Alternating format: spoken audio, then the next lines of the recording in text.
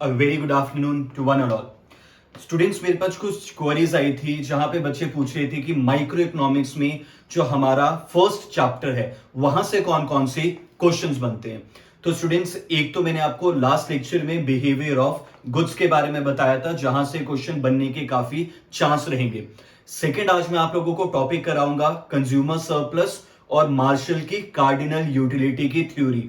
अब अगर आप लास्ट 10 ईयर देखोगे 2018 के बाद का जो पैटर्न है वहां पे कहीं ना कहीं हमारे पास कंज्यूमर सरप्लस से क्वेश्चन बनता है या फिर यूटिलिटी की थ्योरी पे क्वेश्चन बनता है। अब क्वेश्चन का पैटर्न क्या होगा और किस जगह से क्वेश्चन निकलेगा वो इस वीडियो में मैं डिस्कस करूंगा, क्योंकि कंज्यूमर सरप्लस की थ्योरी या कार्डिनल यूटिलिटी के असम्पशन ये तो हर बच्चा पढ़ के आ जाएगा, बट मेन चीज है पढ़ी हुई जो आपने टॉपिक है उसको एमसीक्यू में कैसे कन्वर्ट करना है और वहां से किस तरह का क्वेश्चन निकलेगा। तो इस वीडियो में वही चीज हम डिस्कस करेंगे।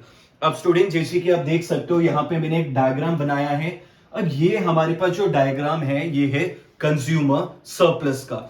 अब ज्यादातर बच्चे क्या करेंगे, कंज्यूमर सरप्लस का यही डायग्राम पढ़ के जाएंगे या इसकी डेफिनेशन पढ़ लेंगे, दैट्स इट। बट क्वेश्चन कहां से निकलेगा आपको ये पता होना चाहिए। कंज्यूमर सरप्लस जो टर्म है ये सबसे पहले यूज किसने की थी, ये डिराइव कहां पर हुई थी हमारे पास। अब मैक्सिमम बच्चे कॉपी में एक बार आप लोग आंसर लिख लो कि कंज्यूमर सरप्लस किसने डिराइव किया है। 90% बच्चा आंसर लिखेगा मार्शल। बट हमारे पास कंज्यूमर सरप्लस का कंसेप्ट मार्शल ने नहीं दिया था। कंज्यूमर सरप्लस का जो कंसेप्ट है वो सबसे पहले डेप्यूट ने दिया था और जीवॉन्स। ठीक है, डेप्यूट और जीवॉन्स ये दो इकोनॉमिस्ट थे जिन्होंने सबसे पहले कंज्यूमर सरप्लस का कंसेप्ट दिया था। उसके बाद कंज्यूमर सरप्लस में कार्डिनल मेजरमेंट है जो उस पे थ्योरी मार्शल ने दी थी। समझ रहे हो बच्चों? तो हमारे पास अगर एग्जाम में ये चीज गिवन होगी कि कंज्यूमर सरप्लस का कंसेप्ट किसने दिया था, प्रोफाउंडर कौन था, तो डेप्यूट और जीवॉन्स आएगा। अगर ये पूछा होगा कि हमारे पास कंज्यूमर सरप्लस पे थ्योरी किसने दी थी या कंज्यूमर सरप्लस को कार्डिनल मेजरमेंट में किसने यूज किया है, तो आपके पास आएगा मार्शल। अदरवाइज आंसर आएगा डेप्यूट और जीवॉन्स। ये हमारे पास सबसे पहली चीज है, बहुत इंपॉर्टेंट है बच्चों, एग्जाम में नाम याद रखना बहुत जरूरी है। ठीक है, तो ये हमारे पास यहां पे सबसे पहली चीज बन जाएगी।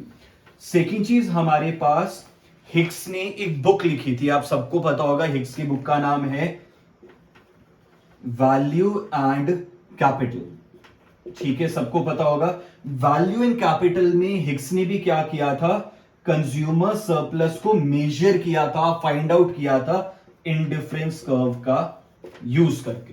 तो ये क्वेश्चन भी बन सकता है कि हिक्स की बुक का नाम क्या है, वैल्यू एंड कैपिटल। या मैथ्स दो कॉलम बन सकता है कि हमारे पास इंडिफरेंस कर्व का यूज करके कंज्यूमर सरप्लस किसने फाइंड आउट किया था, हिक्स ने फाइंड आउट किया था। समझ रहे हो? तो तीन चीजें याद रखनी है। टर्म दी थी डेप्यूट और जीवॉन्स ने, कार्डिनल मेजरमेंट किया था, ये थ्योरी दी थी मार्शल ने। बुक वैल्यू एंड कैपिटल थी हिक्स की और उस बुक में उसने क्या किया था, बेसिकली कंज्यूमर सरप्लस को मेजर किया था इंडिफरेंस कर्व का यूज करके। तो देखो बच्चों, ये बेसिक सी चीज थी, यहां से क्वेश्चन बनेगा। ठीक है, नेशनल लेवल के एग्जाम में इस तरह के क्वेश्चंस बनेंगे, डेफिनेशन नहीं पूछेंगे वो आप लोगों को। ठीक है, अब देखो जैसे कि बच्चों आपको ये डायग्राम दिख रहा होगा, बेसिक सा है। ये जो ब्लैक कलर की लाइन है ये मेरा इनिशियल इंडिफरेंस कर्व है, IC1 यानी कि इंडिफरेंस कर्व जो बाद में बनाया गया। ये जो आपको डाउनवर्ड स्लोपिंग लाइन दिख रही है, जो ये वाली लाइन है मेरे पास ब्लू वाली, ये आपकी बजट लाइन आ जाएगी। ठीक है, अब देखो हमारे पास कंज्यूमर सरप्लस का मतलब क्या है, लेमन टर्म्स में समझाऊंगा। सरप्लस का मतलब है जब आपके पास एक्स्ट्रा पैसा बच जाता है। आप मार्केट में ये सोचकर गए थे कि मैं मोबाइल फोन लूंगा 10,000 की रेंज का, बट मार्केट में आपको जो मोबाइल मिल जाता है 8,000 8,000 का ही मिल जाता है। जो 2,000 बचा ये क्या है, ये आपका सरप्लस है। आपको सेटिस्फेक्शन भी हो जाएगी, सरप्लस भी मिल जाएगा और मॉनेटरी टर्म्स में सरप्लस मिल रहा है। 2,000 रुपए बच रहे आपके। अब इस 2,000 को चाहे सेव करो चाहे इसको किसी और कमोडिटी पे यूज कर लो, सरप्लस है आपका।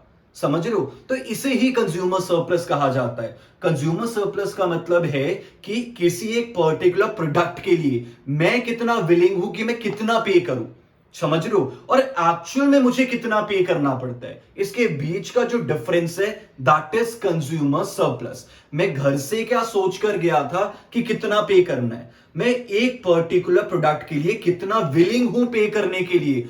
फॉर एग्जाम्पल मैं सोच रहा हूं 10 रुपीज में मैक्सिमम इसको पे कर दूंगा, बट मार्केट में डिस्काउंट चल रहा है, ऑफर चल रहा है, सेल चल रहा है, मुझे वो 8 रुपीज का मिल जाता है। 2 रुपीज मेरे को मॉनेटरी सरप्लस भी है, सेटिस्फेक्शन अलग मिल रही है। समझ रहे हो बच्चों? तो उसे कंज्यूमर सरप्लस कहा जाता है, जिसे हम लिखते हैं कि आपकी जो विलिंगनेस टू पे है वो कितनी है माइनस आप एक्चुअल में कितना पे कर रहे हो। तो ये आपका कंज्यूमर सरप्लस आ जाता है कि आप विलिंग कितना हो और कितना लास्ट में आप लोग पे करते हो यहां पर। अब इसी चीज को अगर हम डायग्राम के हिसाब से समझे तो ये मेरा इनिशियल इंडिफरेंस कर्व है IC 0, ठीक है। अब ये मेरे पास A डैश है, तो मैं मार्केट में सोच कर गया था कि मैं कितना पे करूंगा, A डैश M पे करूंगा। तो मैं पे कर रहा था A डैश M, ठीक है। ये मैं पे करने की सोच कर गया था कि मैंने मोबाइल फोन लेना है, A डैश M में क्या करूंगा, पे करूंगा। बट मार्केट में जाके पता चलता है ऑफर चल रहा है, सेल चल रहा है, डिस्काउंट है, तो मैं वहां पर पे कितना करता हूं। ये जो मैंने न्यू इंडिफरेंस कर्व बनाया, ये न्यू इंडिफरेंस कर्व, ये ई पॉइंट, ये इसलिए बनाया गया है क्योंकि मार्केट में जो मैं सोच कर गया था कि पे करूंगा, मैं वो पे नहीं कर रहा क्योंकि ऑफर चल रहा है, डिस्काउंट चल रहा है, कोई भी रीजन हो सकता है। तो मैंने पे किया AM, तो इसलिए मैंने एक न्यू इंडिफरेंस कर्व बनाया कि मैं AM पे कर रहा हूं। यहां पे मेरी जो यूटिलिटी है, सेटिस्फेक्शन है, मैक्सिमम हो रही है। तो मैंने पे किया कितना, AM मैंने पे किया। तो A dash M minus AM, A dash M क्या है, मैं विलिंग टू पे था इतना, बट पे कितना किया, AM। अब इन दोनों के बीच का जो डिफरेंस है, जो गैप है, उसे हम लोग क्या कहेंगे, उसे हम बोलते हैं कंज्यूमर सरप्लस। तो A डैश A, ये वाला सारा पॉइंट क्या है, ये वाला बेसिकली मेरा कंज्यूमर सरप्लस आ जाएगा। तो अगर मैं कंज्यूमर सरप्लस निकाल लूं A dash M minus AM, तो क्या आ जाएगा, A डैश A, ये मेरा कंज्यूमर सरप्लस आ जाता है, जो कि हम फाइंड करना चाहते थे। बिल्कुल बेसिक है हमारे पास, ठीक है। तो ये चीज याद रखना है, एग्जाम में इस तरह का डायग्राम आपको गिवन हो सकता है, आपको पता होना चाहिए इनिशियल इंडिफरेंस कर्व है जो बता रहा है आपका विलिंगनेस टू पे कितनी है, ये दूसरा इंडिफरेंस कर्व है जो बता रहा है एक्चुअल में कितना पे किया है आपने। पॉइंट ऑफ इक्विलिब्रियम कहां पे आएगा, जहां ये इंडिफरेंस कर्व टेंजेंट है बजट लाइन के, देख रहे हो ना टेंजेंसी, यानी कि इंडिफरेंस कर्व का जो मिनिमम पॉइंट है वो बजट लाइन को टच कर रहा है। टेंजेंसी का मतलब है टच करना, छूना। तो इंडिफरेंस कर्व बजट लाइन को क्या कर रहा है, टच कर रहा है। तो ये जो पॉइंट ऑफ टेंजेंसी है ये मेरे पास इक्विलिब्रियम को शो करेगा। सिंपल सा सिनेरियो, ठीक है बच्चों। तो ये आपके पास था कंज्यूमर सरप्लस। नेम्स के फॉर्म में भी क्वेश्चन बन सकता है, डायग्राम के फॉर्म में भी बन सकता है, या ये भी पूछ सकते हैं कि पॉइंट ऑफ इक्विलिब्रियम क्या होगा, तो जहां indifference curve is tangent to your budget line. ठीक है बच्चों, तो ये था कंज्यूमर सरप्लस की पहली चीज। सेकंड, अब हम बात करेंगे कि यार ये जो मार्शल की थ्योरी है बेसिकली कंज्यूमर सरप्लस की, ये एक्चुअली बेस्ड है दो इंपॉर्टेंट एजम्पशंस पे। ये एक चीज याद रखना, मार्शल ने जो कंज्यूमर सरप्लस दिया था दो एजम्पशन पर बेस्ड है, काफी ज्यादा इंपॉर्टेंट एजम्पशन। सबसे पहला हमारे पास आ जाता है कार्डिनल मेजरमेंट। क्या आ जाएगा, कार्डिनल मेजरमेंट। और दूसरा जो मार्जिनल यूटिलिटी है मनी की, वो कांस्टेंट है। अब सुनना ये दोनों पॉइंट, कार्डिनल मेजरमेंट का मतलब क्या होता है कि ये जो सरप्लस है, ये जो सैटिस्फैक्शन मुझे मिल रही है, जो यूटिलिटी मुझे मिल रही है, इसको मैं मेजर कर सकता हूं, इसको मैं यूटिल्स में मेजर कर सकता हूं, मॉनेटरी टर्म्स में मेजर कर सकता हूं। अब मैं अगर आपको पूछूं कि आप एक बनाना खा रहे हो, एग्जांपल दे रहा हूं, तो मैं आपको पूछूं कितनी सैटिस्फैक्शन हुई, एक बार मेरे को नंबर्स में बता दो, क्या बता पाओगे? आप नहीं बता पाओगे। आप बोलोगे मैंने बनाना खाया, मुझे बहुत अच्छा लगा, बट आप ये नहीं बताओगे 10 में से 5 था, 10 में से 7 था, नहीं। बट यहां पर कार्डिनल मेजरमेंट का मतलब यही होता है कि जो सरप्लस है, यूटिलिटी है, सैटिस्फैक्शन है, उसको मॉनेटरी टर्म्स में, पैसे की टर्म्स में, नंबर के टर्म्स में आप लोग मेजर कर सकते हो। तो कार्डिनल मेजरमेंट का मतलब क्या हो जाएगा? मॉनेटरी यूनिट्स में चीजों को मेजर करना। ठीक है। दूसरा, इसने कहा था मार्जिनल यूटिलिटी है जो मनी की, वो कांस्टेंट है। अब देखो यार, होता क्या है, फॉर एग्जांपल आज 1 तारीख है, आज मुझे सैलरी मिलती है। ठीक है। अब मेरी सैलरी फॉर एग्जांपल है 10,000, मैं उसको खर्च करना शुरू कर देता हूं और 3-4 दिन में ही मैं 7,000 खर्च कर देता हूं। अब मेरे पास सिर्फ 3,000 रुपए बचे हैं और पूरा महीना अभी बाकी है, तो आप लोगों को टेंशन हो जाएगी ना कि यार 3,000 रुपए बचे, पूरा महीना चलाना है, बिल पे करने हैं, ग्रोसरी लेना है, पेट्रोल भरवाना है, सारी चीजें होती है, तो आपको टेंशन होगी कि थोड़ा सा पैसा बचा है, पैसा खर्च नहीं करना, पैसा वेस्ट नहीं करना, पैसा बचाना है। समझ रहे हो, ये होता है ना हमारे पास। बट मार्शल ने कहा था ये मनी की जो यूटिलिटी है ना, वो कांस्टेंट है, यानी कि आपको फर्क ही नहीं पड़ेगा कितना पैसा बचा है, कितना यूज हो रहा है, कितना खर्च हो रहा है, कि आपने 3 तारीख तक ही 7,000 रुपए खर्च कर दिए, सिर्फ 3,000 रुपए बचे, बट आपको कोई टेंशन नहीं होगी कि सिर्फ 3,000 बचे। इसको बोलते हैं कि जो मनी की यूटिलिटी है, मनी की जो इंपॉर्टेंस है, सैटिस्फैक्शन है मेरी, वो कांस्टेंट है। मेरे को फर्क नहीं पड़ रहा कितना पैसा आ रहा है, कितना जा रहा है, कितना खर्च हो रहा है। तो इसने यहां पर लिया था कि जो मार्जिनल यूटिलिटी है मनी की, वो कांस्टेंट है, एक इंडिविजुअल को फर्क नहीं पड़ेगा कितना पैसा उसका यूज हो रहा है, कितना बचा है, कांस्टेंट है उसके लिए मनी। और दूसरा, जो आपका सरप्लस है, उसको आप मॉनेटरी टर्म्स में मेजर कर सकते हो, उसे कार्डिनल मेजरमेंट कहा जाता है। ठीक है। तो ये 2 बेसिक असम्पशंस थी जिसके ऊपर मार्शल का कंज्यूमर सरप्लस का कंसेप्ट बेस्ड था। तो बच्चों 3 चीजें होगी, नेम याद रखने हैं, डायग्राम याद रखने हैं, क्योंकि डायग्राम में पूछ सकते हैं ए बी ई बी क्या पॉइंट कंज्यूमर सरप्लस बता रहा है, तो वो नेम्स याद रखना जरूरी है, क्वेश्चन बन सकता है। और तीसरा हमारे पास ये वाली असम्पशन कि मार्जिनल यूटिलिटी मनी की क्या है, कांस्टेंट है हमारे पास। ठीक है। इसने इस चीज को कंसीडर नहीं किया था कि इंडिविजुअल की जब इनकम बढ़ रही है, इनकम फॉल हो रही है, तो फर्दर क्या हो रहा है, तो वो जो इनकम इफेक्ट था, इनकम से रिलेटेड चीजें थी, कांस्टेंट है, कोई फर्क नहीं पड़ रहा, नॉर्मलाइज कर दिया था इसने चीजों को। ठीक है। तो ये बच्चों हमारे पास था कंज्यूमर सरप्लस का बेसिक सा कंसेप्ट आपका। अब देखो सेकंड हमारे पास आ जाती है थ्योरीज ऑफ यूटिलिटी। यूटिलिटी के बच्चों 3 थ्योरीज है हमारे पास। ठीक है। इसका क्रोनोलॉजिकल ऑर्डर या मास्लो कॉलम पूछ सकते हैं। सबसे पहले आएगी मार्शल की थ्योरी, ओल्डेस्ट थ्योरी, जो कि आती है कार्डिनल यूटिलिटी। उसके बाद आ जाएगी ऑर्डिनल यूटिलिटी की थ्योरी। ऑर्डिनल यूटिलिटी की बात सबसे पहले परेटो ने की थी। किसने की थी? परेटो ने। बट ये थ्योरी आपके पास किसने दी थी? हिग्स ने दी थी। ये डिटेल में करेंगे, अभी बस मैं नाम बता रहा हूं। तीसरा आ जाता है रिवील्ड प्रेफरेंस थ्योरी, जो कि किसने दी है? सैमुअल्सन ने दी है। अब देखो ये नाम याद रखना बहुत जरूरी है। मैंने लास्ट लेक्चर में भी कहा था टेस्ट कॉपी मेंटेन कर लो, ऑथर इकोनॉमिस्ट के नाम लिख लो, उनसे रिलेटेड लास्ट तक जो भी बुक का नाम, थ्योरी का नाम, कंसेप्ट का नाम आएगा, सबका लिखते रहो, ताकि मैथ्स कॉलम निकल जाए आप लोगों का। ये छोटी छोटी चीजें बच्चों जो आपका जेआरएफ क्लियर करवाएगी, पढ़ के तो सभी आ रहे हैं। तो अब ये मार्शल की जो थ्योरी है, ओल्डेस्ट थ्योरी है कार्डिनल यूटिलिटी। ये पूछ सकते हैं ऑर्डिनल जो टर्म है ये किसने दी थी? परेटो ने दी थी हमारे पास। ऑर्डिनल यूटिलिटी की थ्योरी दी थी हिग्स ने। तो ये पता होना चाहिए ओरिजिन कहां था और थ्योरी कौन दे रहा है, वेरी इंपॉर्टेंट। और तीसरा रिवील्ड प्रेफरेंस सैमुअल्सन। एक क्वेश्चन यहां से बन सकता है इन तीनों में से यूटिलिटी की बेस्ट थ्योरी कौन सी है और क्यों है? तो बेस्ट थ्योरी है हमारे पास रिवील्ड प्रेफरेंस सैमुअल्सन की। क्यों है वो थ्योरी में डिस्कस करेंगे। अभी आप लोग इतना पेन डाउन कर सकते हो कि सबसे सुपीरियर या बेस्ट थ्योरी कौन सी है यूटिलिटी की? सैमुअल्सन की थ्योरी है। और ऑर्डिनल यूटिलिटी का कंसेप्ट जो दिया था परेटो ने दिया था। वैल्यू फ्री इकोनॉमीज की बुक का नाम है परेटो की। परेटो की बुक का नाम लिख लो, वैल्यू फ्री इकोनॉमी। इंपॉर्टेंट है, छोटी छोटी चीजें। अब देखो बच्चों बात करते हैं कि हमारे पास यहां पे पहली थ्योरी आती है कार्डिनल यूटिलिटी की। अब हमारे पास है कार्डिनल यूटिलिटी, दो लॉ पर बेस्ड है।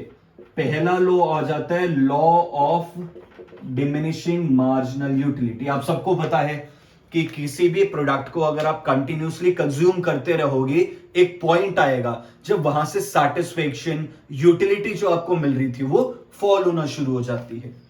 दूसरा हमारे पास आ जाता है इक्वी मार्जिनल यूटिलिटी। ठीक है, इक्वी का मतलब है इक्वल मार्जिनल यूटिलिटी। ये हमारे पास इसको कहा जाता है गॉसिन सेकंड लॉ। क्या कहेंगे इसे? गॉसिन का सेकंड लॉ, क्योंकि गॉसिन ने ये टर्म दी थी हमारे पास। तो ये क्वेश्चन बन सकता है कि कार्डिनल यूटिलिटी कौन से लॉ पर बेस्ड है? गॉसिन के सेकंड लॉ पर बेस्ड है या फिर इक्वी मार्जिनल यूटिलिटी पर बेस्ड है? अब देखो, ये इक्वी मार्जिनल यूटिलिटी का मतलब क्या होता है? इसका मतलब होता है हमारे पास कि जिन भी कमोडिटीज पे आप आखिरी रुपीस स्पेंड कर रहे हो ना, वहां से जो यूटिलिटी आ रही है वो इक्वल है सबके लिए। लास्ट रुपी जिस भी कमोडिटी पे आप स्पेंड कर रहे हो वो आपको इक्वल सैटिस्फैक्शन दे रही है। मैंने आखिरी 100 रुपीज स्पेंड किए वाटर बॉटल पे, बनाना पे और पेन पे। मेरे पास आखिरी 100 रुपए था, वो मैंने खर्च किया एक पेन खरीदने में, बॉटल खरीदने में, बनाना खरीदने में। तो इन तीनों से जो मुझे यूटिलिटी मिली वो इक्वल यूटिलिटी मिली, इक्वल सैटिस्फैक्शन मिली। तो आखिरी रुपी जिन भी कमोडिटीज पे स्पेंड हो रहा है वहां से जो यूटिलिटी है that is equal for all. इसे कहा जाता है इक्वल मार्जिनल यूटिलिटी या गॉसिन का सेकंड लॉ, जिसके ऊपर आपकी ये पर्टिकुलर यूटिलिटी बेस्ड है, कार्डिनल यूटिलिटी। ठीक है बच्चों, अब बात करते हैं जहां से क्वेश्चन आएगा। अब इसका जो क्वेश्चन निकलता है ना कार्डिनल यूटिलिटी का, इसके एजम्पशन से निकलता है। याद रखना, ऐसा नहीं होना चाहिए आप डायग्राम पढ़ के जा रहे हो क्वेश्चन एजम्पशन से आ जाए, आप एजम्पशन पढ़ के जा रहे हो क्वेश्चन जीके बेस्ड आ जाए। आपको पता होना चाहिए क्वेश्चन कहां से निकलेगा, पैटर्न क्या होगा उसका, सबसे ज्यादा जरूरी है यूजीसी में। तो हमारे पास यहां पे सबसे पहली एजम्पशन आती है रैशनैलिटी। रैशनल का मतलब क्या होता है कि ये कंज्यूमर रैशनल है, सेंसिबल है, सोच समझ के पैसे खर्च करेगा। जहां से उसको सबसे ज्यादा यूटिलिटी मिलनी है वहीं पे पैसा खर्च किया जाएगा।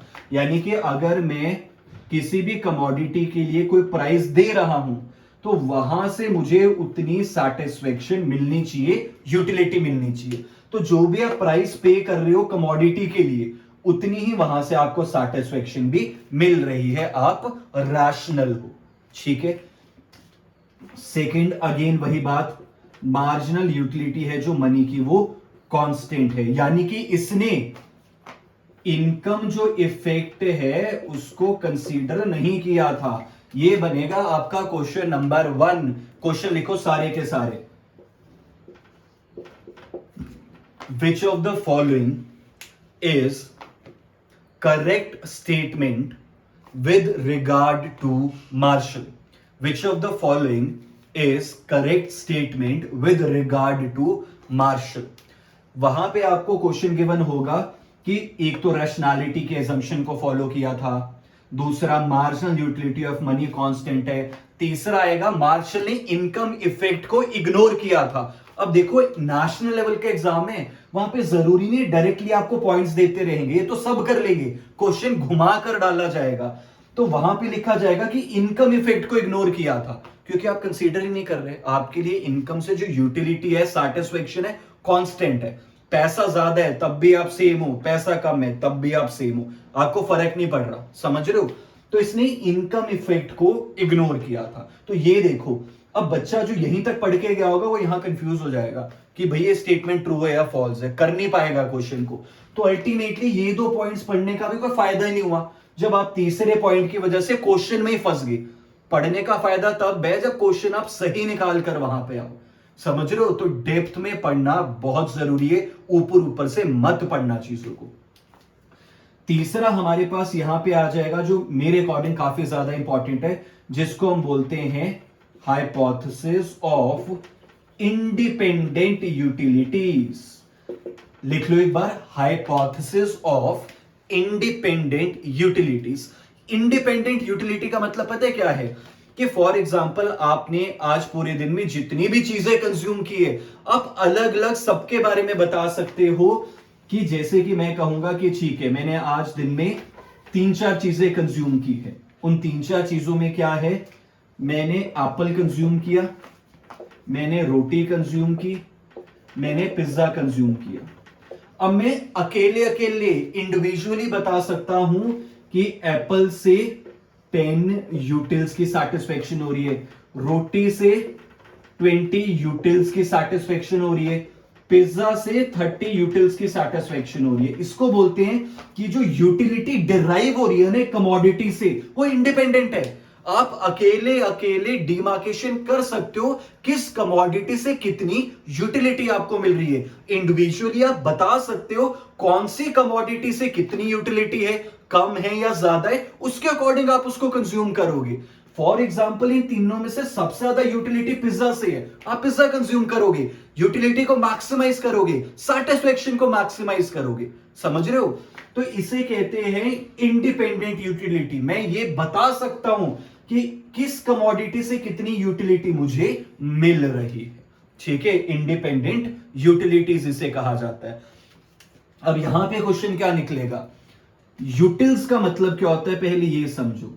यूटिल्स एक मेजरमेंट का यूनिट होता है। जब भी कभी सैटिस्फैक्शन को मेजर करना है ना या लिखना है तो यूटिल्स की फॉर्म में लिखते हैं। जैसे अगर साउंड को आप लोगों ने मेजर करना है तो डेसिबल लिखोगे, लिक्विड चीज के लिए लीटर लिखते हो कि इतना लीटर दूध ले आओ, इतना लीटर पानी की टंकी है। कुछ सॉलिड चीज करना हो तो आप किलोग्राम्स में, केजी में या ग्राम्स में बात करते हो। 1 किलो प्याज दे दो, 250 ग्राम लहसुन दे दो, तो ग्राम्स में किलोग्राम्स में बात होती है। वैसे सैटिस्फैक्शन के लिए क्या यूज होता है मेजर करने को, यूटिल्स।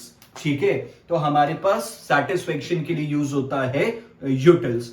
और हमारे पास ये जो यूटिल्स है ये वॉलरस ने दिया था कि यूटिलिटी सैटिस्फैक्शन को या यूटिलिटी को अगर मेजर करना है तो क्या यूनिट होगा, यूटिल्स यूनिट होगा। और ये यूनिट दिया किसने था, वॉलरस ने दिया था। गेम चेंजिंग क्वेश्चन है। इतना क्वेश्चन डेप्थ में अगर आ गया ना 90% बच्चे को नहीं पता होगा ये, बट आपको पता होगा, आप जेआरएफ में जाओगे। हम बोलते ना बहुत बार यार पता नहीं क्वेश्चन कहां से आ गए थे, out of context, out of syllabus आ गए थे। आउट ऑफ सिलेबस नहीं होते, हमने डेप्थ में पढ़ा ही नहीं होता है चीजों को। ठीक है, तो हमारे पास ये यूटिल्स का कंसेप्ट किसने दिया था, वॉलरस ने दिया था। और इंडिपेंडेंट यूटिलिटी का मतलब क्या है, जो भी कंज्यूम किया अकेले अकेले आप बता सकते हो उसको। अब देखो इंडिपेंडेंट यूटिलिटीज तो थी, इसके साथ एक और इसकी एजम्पशन है एडिटिविटी।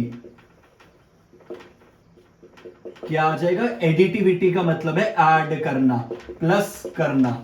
ठीक है, कहने का मतलब है कि जो भी इंडिपेंडेंट यूटिलिटीज मुझे मिली थी, मुझे जो भी इंडिपेंडेंट यूटिलिटीज मिली थी, जैसे यहां से 10, यहां से 20, यहां से 30, मैं इन सबको ऐड कर सकता हूं और आखिरी में बता सकता हूं कि पूरे दिन में 60 यूटिल्स की सैटिस्फैक्शन हुई थी। समझ रहे हो?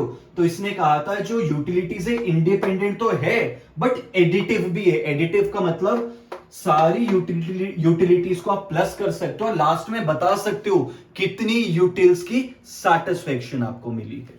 ठीक है, तो उसे कहा जाता है एडिटिविटी का थ्योरम हमारे पास। ठीक है, तो ये हमारे पास इसमें रैशनैलिटी है, एडिटिविटी है, मार्जिनल यूटिलिटी ऑफ मनी को इसने कांस्टेंट रखा था और इनकम इफेक्ट को इग्नोर किया था।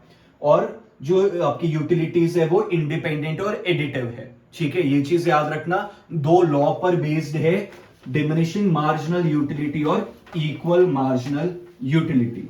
तो बच्चों आज के लेक्चर की जो मेरी टिप है वो यही है कि नेम्स याद रखना, कंज्यूमर सरप्लस में डायग्राम याद रखना, पॉइंट्स में दिया जा सकता है। डायग्राम गिवन होगा, आपको बताना है A B, B C, C D क्या आपका कंज्यूमर सरप्लस है। या ये पूछ सकते हैं कि एक पर्टिकुलर चीज का ओरिजिन क्या था। थ्योरी तो सबको पता होता है किसने दी है, ओरिजिन ही पूछते हैं, तो पता होना चाहिए कंज्यूमर सरप्लस डेप्यूट और जीवॉन्स ने दिया था। आपको पता होना चाहिए कि हमारे पास ऑर्डिनल यूटिलिटी की बात सबसे पहले परेटो ने की थी। आपको पता होना चाहिए कि हमारे पास यूटिल का कंसेप्ट वॉलरस ने दिया था। आपको पता होना चाहिए इक्वल मार्जिनल यूटिलिटी को क्या कहा जाता है? गॉसेन सेकंड लॉ। तो ये आज के टिप है कि नेम्स याद रखना बहुत जरूरी है। और स्टूडेंट्स वीडियोस को ना लास्ट तक देखा करो, बीच में मैं ये छोटी छोटी चीजें कन्वे करता हूं ना, यही आपका एग्जाम क्लियर करेगी, समझ रहे हो। और दूसरी चीज, मैं यहाँ डेली के बेस पे लेक्चर्स को पोस्ट करूंगा, तो एक तरह से आपकी ना कंटिन्यूटी मोमेंटम बना रहेगा। मेरे साथ साथ ही आपको माइक्रो इकोनॉमिक्स चलती रहेगी, पेपर 1 भी चलता रहेगा। तो चैनल को जरूर सब्सक्राइब करो ताकि डेली आप वीडियो देख सको और उससे नोट्स बना सको। ठीक है स्टूडेंट्स, बेस्ट ऑफ लक।